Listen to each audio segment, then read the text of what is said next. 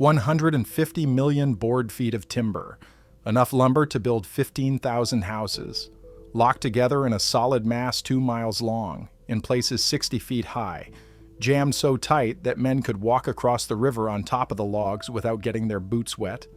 And underneath that mountain of wood, the St. Croix River was backing up, rising, flooding the town of Stillwater, Minnesota, destroying property, threatening lives. The jam had been growing for 3 weeks. Every logging company on the river had logs trapped in it. Millions of dollars in timber that couldn't move, couldn't be processed, couldn't generate revenue, and no one knew how to break it. This was May 1886, and the St. Croix River was facing the worst log jam in its history, possibly the worst log jam in American history. The jam stretched from Stillwater upstream for 2 miles, containing an estimated 300,000 individual logs. Behind the jam, the river had risen 15 feet above normal level. The town of Stillwater was partially flooded. Mill owners were losing $20,000 a day, over $600,000 in modern money. And every day the jam stayed in place, it got worse. More logs arrived from upstream. The pressure increased. The risk of catastrophic failure grew. The question wasn't whether the jam would break eventually. The question was whether men could break it in a controlled way before it broke on its own and killed everyone downstream. Could you really dismantle a 2-mile-long blockage of 300,000 logs without triggering a disaster that would make the problem worse?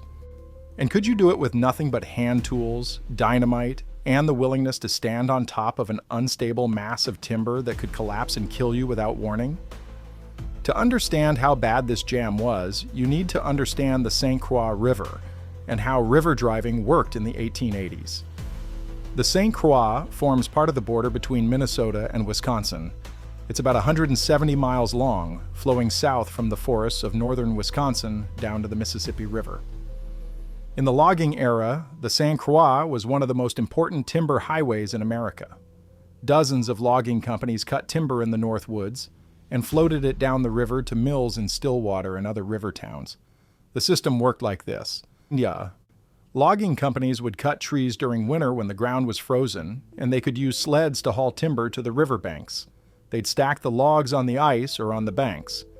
When spring came and the ice broke up, they'd roll the logs into the river and let the current carry them downstream. This was called the river drive, and in a good year, millions of logs would make this journey successfully. But the St. Croix had problems. The river wasn't uniform. It had wide sections where the current was slow. It had narrow sections where the channel constricted.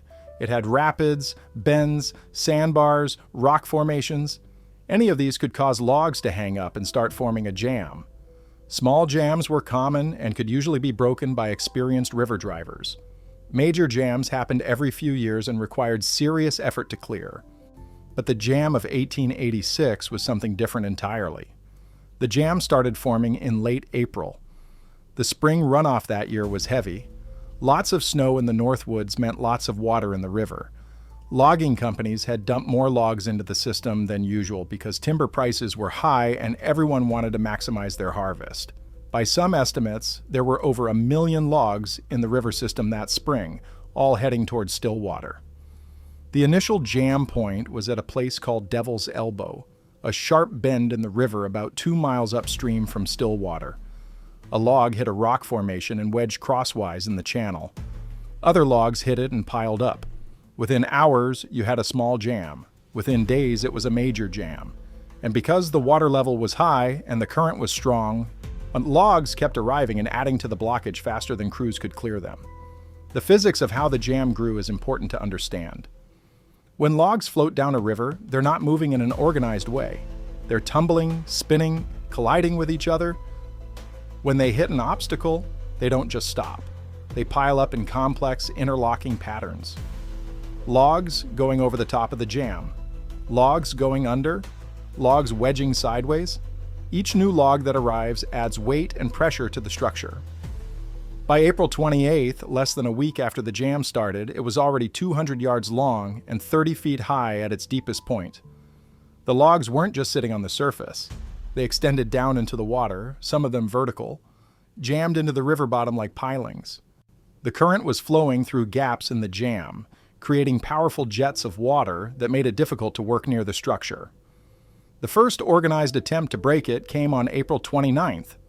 The Stillwater Boom Company, which operated the log sorting and storage facilities at Stillwater, sent a crew of 20 river drivers to work on the jam. These men were experienced. Most had been working river drives for a decade or more. They knew how to read a jam, how to find key logs, how to work safely on unstable timber. Their leader was a man named Michael Casey, an Irish immigrant who'd been breaking jams on the St. Croix since 1872.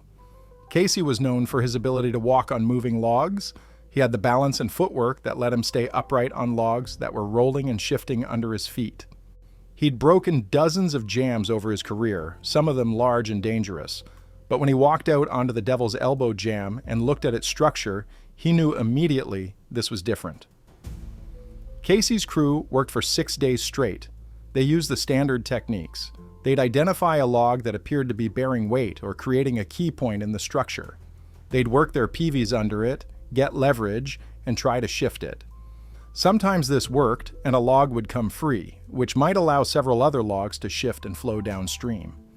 More often, moving one log did nothing because the jam was being held in place by multiple logs in multiple locations. The danger was constant. The jam wasn't stable. Sections would shift without warning. A man standing on what seemed like solid timber would suddenly find himself sinking as logs beneath him moved. Casey lost 2 men on May 3rd when a section of the jam collapsed. Both men went into the water and under the logs. The crew worked frantically to pull them out. They got one man out alive, though he'd been underwater for nearly 2 minutes and was barely conscious. The other man's body wasn't recovered until 3 days later, found wedged between logs a quarter-mile downstream. By May 1st, the jam was a quarter-mile long and completely blocked the river. The mill owners in Stillwater organized crews of river drivers to break it. These were experienced men who'd broken jams before. They went out onto the logs with their PVs and pike poles, looking for the key logs that were holding everything together. They worked for 3 days, moving logs, trying to create channels, trying to relieve pressure. They made no progress. The jam was too big, too solid. For every log they moved, 10 more arrived from upstream and filled the gap. By May 5th, the situation was critical. The jam was now over a mile long. The river behind it had risen 12 feet. Water was backing up into tributaries. Low-lying areas around Stillwater were flooding, and the economic losses were mounting. Every mill in town was idle because they had no logs to process. Workers were being sent home without pay. Lumber orders were going unfulfilled. The entire economy of the region was grinding to a halt. The mill owners called a meeting. They needed a solution, and they needed it fast. The decision was made to bring in the best jam breaker in the region, a man named William H. Gleason. Gleason was a legend among river drivers. He'd been breaking jams for 25 years, had worked rivers all across the northern states, and had a reputation for being able to break jams that other men considered hopeless. He was also known for his willingness to use dynamite when conventional methods failed. Gleason's background was typical of men in his profession. He'd started as a common river driver in Maine in the 1860s, working the Penobscot River drives. He'd learned the trade from older men, absorbing the knowledge of how logs moved, how jams formed, how to read the structure of a blockage and identify weak points. He'd worked his way up from crew member to head driver to jam breaker specialist. By the 1880s, so he was one of maybe 24 men in America who could command premium pay for breaking major jams. What set Gleason apart was his understanding of explosives. He'd started using dynamite to break jams in the 1870s, when the technology was still relatively new. Most jam breakers were wary of explosives. They didn't understand the chemistry. They were afraid of accidental detonation. Gleason had taken the time to learn. He'd worked with mining engineers, studied how different amounts of explosive produce different effects, experimented with placement and timing. He'd developed techniques that maximized the breaking power of each charge while minimizing the risk to workers. Gleason arrived in Stillwater on May 7th and spent 2 days studying the jam. He walked the entire length of it, examining the structure, watching how the logs were positioned, looking for weak points. His conclusion was stark. The jam was too large to break with hand tools alone. The pressure from the backed-up water was too great. The only way to break it was with dynamite, a lot of dynamite. But before he could start blasting, Gleason needed to understand exactly what he was dealing with. He organized a survey crew to measure the jam. Men in boats rowed along the edges, taking depth soundings with weighted ropes. Other men walked the jam itself, marking key structural points. The measurements revealed the true scale of the problem. The jam was 1.9 miles long, measured along the river channel. At its widest point, it was 400 feet across, bank to bank, completely blocking the river. The depth varied from 15 feet in shallow areas to over 60 feet, where logs had piled up against rock formations. The estimated volume of timber was 150 million board feet, which represented roughly 300,000 individual logs averaging 40 to 50 feet in length. Gleason arrived in Stillwater on May 7th and spent 2 days studying the jam. He walked the entire length of it, examining the structure, watching how the logs were positioned, looking for weak points. His conclusion was stark. The jam was too large to break with hand tools alone. The pressure from the backed-up water was too great. The only way to break it was with dynamite. A lot of dynamite. The plan Gleason developed was both simple and terrifying. They would identify key sections of the jam where dynamite could break apart the structure. They'd set multiple charges simultaneously, detonate them in sequence, and hope that the initial breaks would allow the rest of the jam to flow through. It was risky. Explosives on a log jam could send fragments flying. They could kill the men setting the charges. They could cause the jam to collapse in an uncontrolled way that would send a wall of logs downstream, potentially destroying bridges, docks, and anything else in their path. But the alternative was worse. If they did nothing, the jam would eventually break on its own when the pressure got high enough. And when that happened, there would be no control over how it broke or where the logs went. Better to break it deliberately and try to manage the chaos than to let nature do it randomly. Gleason assembled a crew of 30 men, all experienced river drivers who'd worked with dynamite before. The first step was to get the explosives. The mill owners purchased 500 pounds of dynamite from a mining supply company in Minneapolis. That's 250 sticks of dynamite, each stick containing about 2 pounds of explosive. The dynamite arrived by rail on May 10th, along with blasting caps, fuses, and a supply of electrical detonators that would allow charges to be set off remotely. The crew started work on May 11th. The first task was to identify exactly where to place the charges. Gleason had marked 7 locations along the jam where he believed explosive charges would have maximum effect. These were points where the logs were jammed tight against rock formations, or where the structure of the jam created natural weak points. The idea was that breaking these points would cause the entire jam to come apart in sections. Setting the charges required men to climb out onto the jam, work their way down into the mass of logs, drill holes in specific logs, pack those holes with dynamite, insert detonators, and then get clear. This was dangerous work under any circumstances. Doing it on a jam that could collapse at any moment added another level of risk. The workday started at dawn. The crew would gather at the base camp Gleason had established on the riverbank about a quarter mile from the jam. They'd check their equipment, peavies, augers, rope, the wooden boxes containing dynamite and blasting caps. The powder men, and the specialists responsible for handling the explosives, would inspect their supplies. Any stick of dynamite that showed signs of weeping, a phenomenon where nitroglycerin seeps out of the packing material, would be discarded immediately. Weeping dynamite was incredibly unstable and could detonate from the slightest shock. The crew would then move out to the jam and split into teams. Each team had a specific job. Some teams were responsible for reaching the target logs. This meant climbing over and around other logs, sometimes descending 15 or 20 feet into gaps in the jam to reach logs that Gleason had marked as critical. Other teams handled the drilling.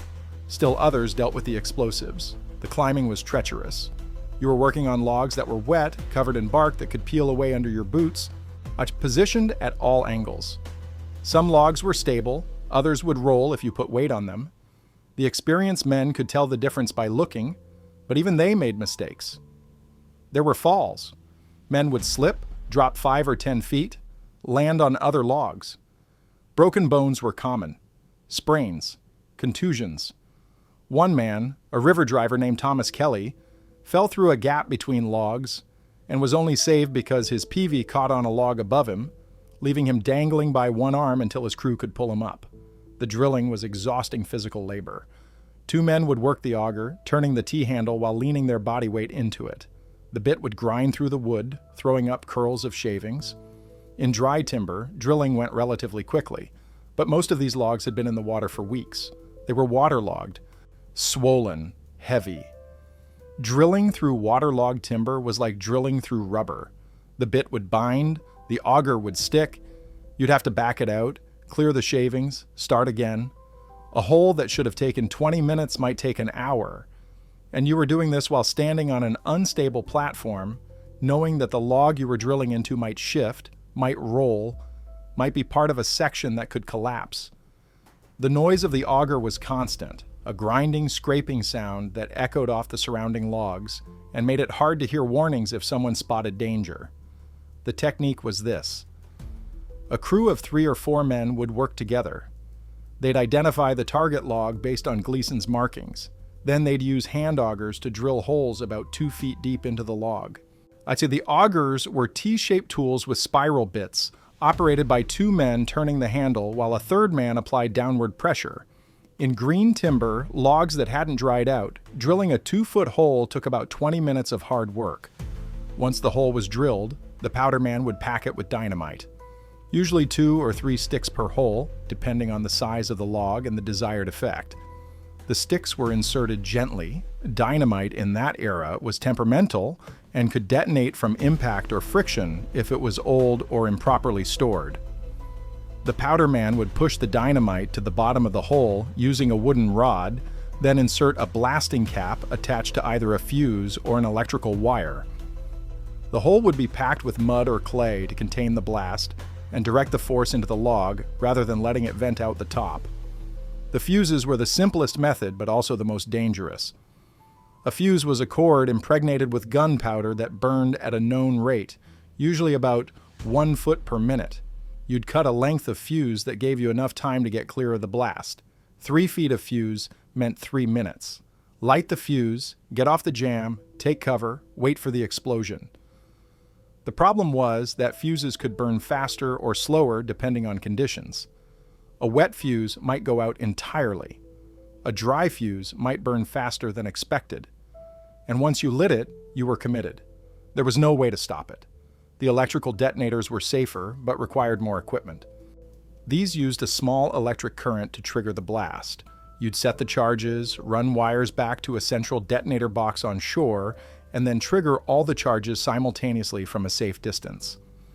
This gave you precise control over timing and ensured everyone was clear before detonation. Gleason preferred electrical detonators for the major charges and saved fuses for smaller secondary blasts. The first major blast was set for May 13th. Gleason had chosen a section of the jam about a quarter mile from the head, where logs were jammed against a large rock outcropping. The plan was to use 15 sticks of dynamite distributed across 3 logs to shatter the jam at that point and create a channel for water flow. Setting the charges took most of the morning. The crew worked carefully, drilling holes, packing dynamite, and running wires. By noon, everything was ready. Gleason evacuated all workers from the jam and the immediate shoreline. Spectators, and there were hundreds of them, because word had spread that they were going to blast the jam, were moved back to a safe distance. The detonator box was set up on high ground about 200 yards from the blast site. Gleason made a final check of the wires, confirmed everyone was clear, and triggered the blast. The explosion was massive. 15 sticks of dynamite detonating simultaneously created a concussion that shook the ground. Logs were thrown into the air. Water fountained up. For a few seconds, everything was hidden by a cloud of spray and splinters. When the cloud cleared, there was a gap in the jam. The logs around the blast site had been shattered or displaced. Water was flowing through the gap. For a moment, it looked like the plan had worked, but then the gap started to close. Logs from upstream, pushed by the current, were flowing into the opening and jamming again. Within 10 minutes, the gap was gone.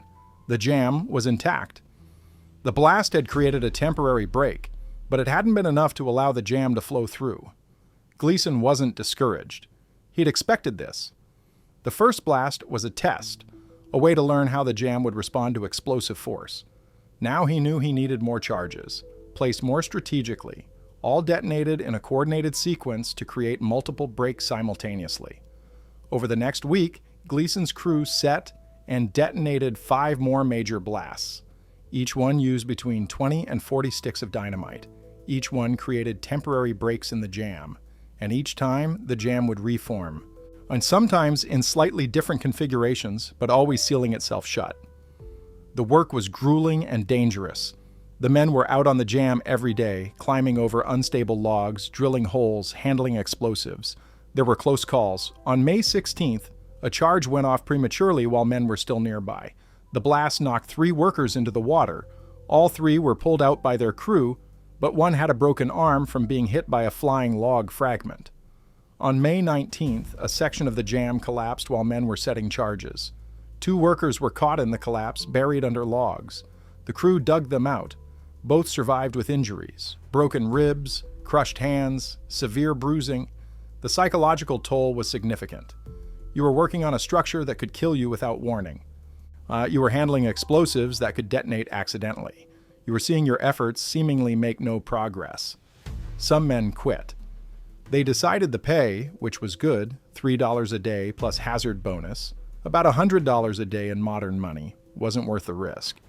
Others stayed, driven by a combination of stubbornness, financial need, and the perverse pride that comes from doing dangerous work. By May 25th, Gleason had used over 300 pounds of dynamite. The jam remained. But something was changing.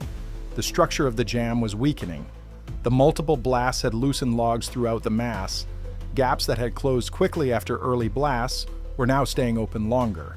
The jam was becoming less solid, more unstable. Gleason made the decision to try a coordinated mass blast. He marked locations for 30 separate charges distributed along a half-mile section of the jam. The charges would be set simultaneously and detonated in rapid sequence, starting from the downstream end and working upstream. The goal was to create a cascading failure. Break the downstream section first, let those logs flow out, then break the next section upstream, and so on. Setting 30 charges required all available men and took 3 full days. Each charge location had to be carefully prepared, holes drilled, dynamite packed, wires run back to the detonator stations. Gleason set up 3 separate detonator boxes, each controlling 10 charges, with operators positioned to trigger them in sequence based on his signals. The blast was scheduled for May 29th at 6 a.m. The early timing was chosen because the river flow was typically strongest in the early morning from overnight snowmelt in the North Woods. Stronger current meant better chance that broken logs would flow downstream instead of re-jamming. The night before the blast, Gleason walked the entire jam one more time. He checked every charge location. He tested the wires. He looked at the structure of the jam and tried to predict how it would respond. His notes from that night, preserved in the Stillwater Public Library, show a man who was both confident in his plan and aware of how many things could go wrong. May 29th came clear and cold. Hundreds of spectators gathered on the hills around Stillwater, looking upstream toward the jam. The mill owners had spread word that this would be the major attempt to break the jam, and people wanted to see it. Workers who'd been sent home weeks earlier came back to watch. Newspaper reporters from Minneapolis and St. Paul were there with notebooks, trying to get interviews with Gleason, with the mill owners, with anyone who would talk about what was about to happen. The crowd that gathered was estimated at over 2,000 people, nearly half the population of Stillwater at the time. Families came. Children were lifted onto their fathers' shoulders to get a better view. Vendors set up stands selling food and coffee. It had the atmosphere of a public spectacle, which in a sense it was. The jam had dominated life in Stillwater for nearly 2 months. Everyone had been affected by it, either through lost work, flood damage, or simply the economic stagnation that had gripped the town. Breaking the jam meant a return to normalcy, and people wanted to witness that moment. But there was also real danger for spectators who got too close.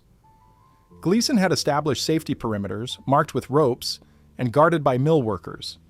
No one was allowed within 300 yards of the blast sites, but some people ignored the warnings. They wanted to be closer, to see the explosions clearly, to feel the concussion. Gleason had to stop his preparations twice to have mill security move people back from areas that were potentially in the path of flying debris. He was blunt in his warnings. When this goes off, he told a reporter from the St. Paul Pioneer Press, there's going to be logs and pieces of logs flying through the air. Anyone who stays too close is gambling with their life. May 29th came clear and cold.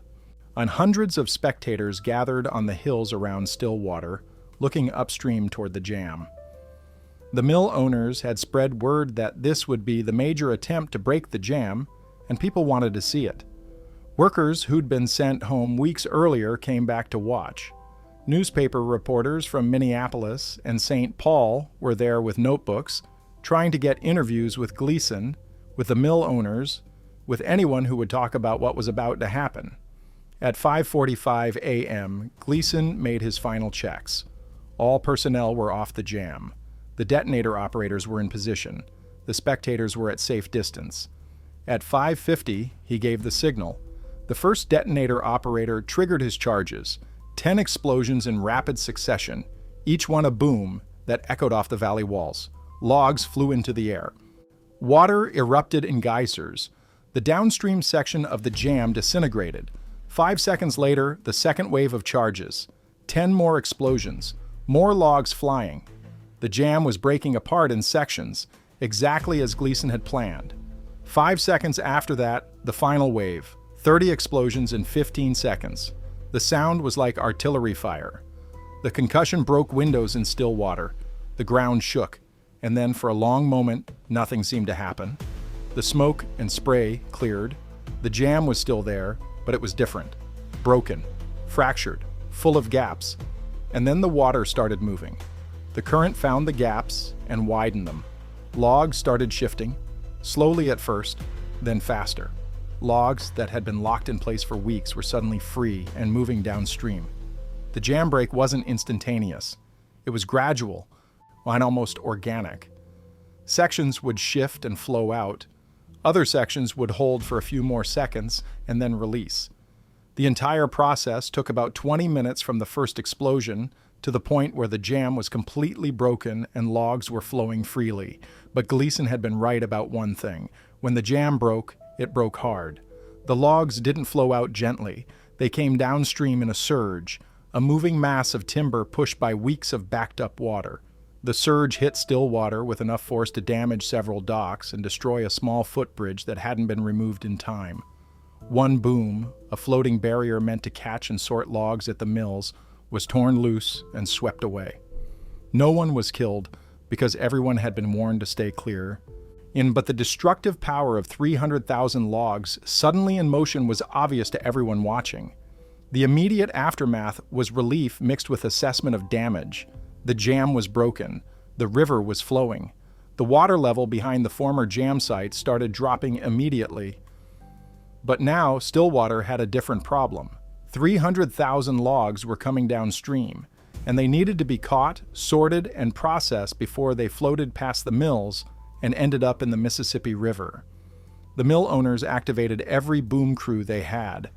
Workers in boats went out onto the river with pike poles and peavies, guiding logs into the sorting booms. The booms themselves, long chains of logs linked together to create floating barriers, were stretched across the river at strategic points to catch the incoming timber. It was organized chaos, logs everywhere, men working frantically to control them, the knowledge that every log that got past them was money lost.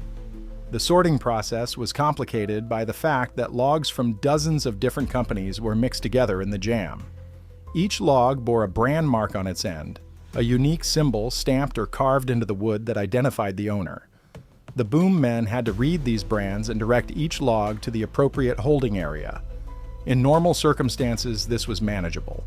But with hundreds of thousands of logs arriving in a compressed time frame, all churning together in fast current, the sorting became nearly impossible to do accurately. The mills made a decision. They'd sort what they could and process everything else as mixed logs. with ownership to be determined later through arbitration. This was controversial. Some smaller logging companies suspected they'd get shorted in the settlement, but it was the only practical solution. Get the logs out of the river first, sort out ownership disputes later. This sorting and catching operation went on for 3 days. The mills ran around the clock, processing logs as fast as they could. The workers who'd been idle for weeks were suddenly working overtime, making up for lost time. The economic activity was intense. Stillwater went from shutdown to boom town in a matter of hours. The scale of the operation was staggering. The mills processed an average of 40,000 logs per day during those 3 days.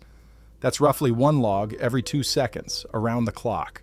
The work was continuous, boom men working 12-hour shifts, and mill workers operating saws and equipment until they were too exhausted to continue, then being replaced by fresh crews. The sawdust piles behind the mills grew into mountains. The smell of fresh-cut lumber was everywhere. But some logs got away. Despite the efforts of the boom crews, an estimated 30,000 to 40,000 logs escaped past Stillwater and continued downstream toward the Mississippi. Some of these were eventually caught at booms further downstream. Others made it all the way to the Mississippi and were lost entirely. The economic loss from these escaped logs was estimated at $50,000, not catastrophic, but significant enough that the mill owners petitioned the state for compensation. The final accounting of the 1886 jam took months to compile, but the numbers were staggering. The jam had lasted 57 days from initial formation to final breaking. In that time, it had cost the mill owners an estimated $1.2 million in lost revenue and property damage, about $37 million in modern currency. The town of Stillwater lost approximately $200,000 in flood damage and lost business. Insurance companies paid out tens of thousands in claims. The human cost was more difficult to quantify. 2 men died during the jam-breaking operation. Both were killed in separate incidents where sections of the jam collapsed while they were working on it. Dozens more were injured seriously enough to require medical treatment. The psychological impact on the community, weeks of economic uncertainty, the constant threat of catastrophic jam failure, and the flooding and property damage left scars that took years to heal. William Gleason became something of a celebrity after successfully breaking the jam. He gave interviews to newspapers across the country. Other logging regions facing jam problems requested his services. He went on to break major jams on the Penobscot River in Maine, the Wisconsin River, and the Columbia River in Oregon. He developed techniques and safety protocols that became standard practice in the logging industry. He died in 1904 at the age of 59 from complications from old injuries sustained during his years of jam-breaking work. The 1886 jam prompted changes in how river driving was managed on the St. Croix. The mill owners and logging companies formed a River Drivers Association to coordinate log releases and prevent future jams of that magnitude. They established protocols for maximum log density in the river at any given time. They built permanent booms at key locations to catch logs before they could jam. They invested in better equipment and trained more jam breakers, but they couldn't eliminate jams entirely. The St. Croix continued to have jams every few years, though none approached the scale of 1886. The transition away from river driving came gradually. In the 1910s and 1920s, as railroads expanded and trucks became more capable, it became more economical to transport logs by rail or road rather than floating them down rivers. The last significant river drive on the St. Croix was in 1914. After that, the practice faded away, and with it, the need for jam breakers and the dramatic explosions that had once been necessary to keep the timber flowing. Today, the St. Croix River is protected as a National Scenic Riverway. You can canoe where logs once jammed. You can fish where men once walked on masses of timber 60 feet high. The rock formations that caused the jams are still there, visible in low water. And if you know where to look, you can find marks on the rocks, gouges and scars left by logs and by the iron tools that broke the jams. There's a historical marker in Stillwater that mentions the 1886 jam. It's a small bronze plaque on a stone base near the riverfront. The text is brief. In 1886, a log jam 2 miles long formed on the St. Croix River above this point. The jam, containing an estimated 150 million board feet of timber, was broken using dynamite after 57 days. That's it. No mention of Gleason. No mention of the men who died or were injured. No description of the explosions or the desperate economic situation or the way the community came together to solve an impossible problem. But the story deserves more than a plaque. The 1886 St. Croix log jam represents a moment when human determination, engineering skill, and sheer willingness to take risks converged to solve a problem that threatened to destroy an entire region's economy. The men who broke that jam didn't have modern equipment. They didn't have safety regulations or insurance or workers' compensation. They had PVs, dynamite, and the knowledge that if they didn't break the jam, the consequences would be catastrophic. They worked for weeks on an unstable mass of timber that could collapse and kill them at any moment. They handled hundreds of pounds of explosives with minimal safety precautions. They climbed down into gaps between logs where one shift could crush them. They lit fuses and ran, hoping they'd calculated the timing correctly. And they succeeded. They broke the jam. They saved Stillwater's economy. They got the logs moving. The cost was high. 2 men dead, dozens injured, millions of dollars in damage. But the alternative would have been worse. An uncontrolled break could have killed dozens or hundreds. It could have destroyed the mills. It could have ended Stillwater as a viable town. The jam breakers of 1886 were heroes in the truest sense. Not because they were perfect or because they didn't make mistakes, but because they faced an impossible situation and found a way through it. They combined technical knowledge with physical courage. They made decisions knowing those decisions could kill them. They worked together under extreme pressure and accomplished something that most people thought was impossible.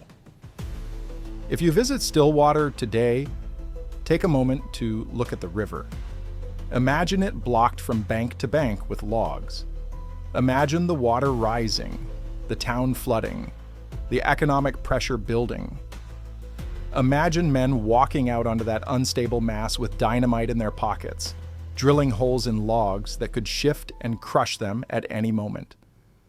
Imagine the explosions, the flying debris, the gradual breaking of the jam as weeks of effort finally paid off. The river flows freely now. The logs are gone. The men who broke the jam are dead and mostly forgotten. But what they did, breaking a 2-mile-long jam of 300,000 logs using primitive tools and massive amounts of explosives, remains one of the most impressive feats of industrial problem-solving in American history. They proved that with enough determination, technical skill, and willingness to accept risk, even the most impossible problems can be solved. That legacy, more than any plaque or memorial, is worth remembering.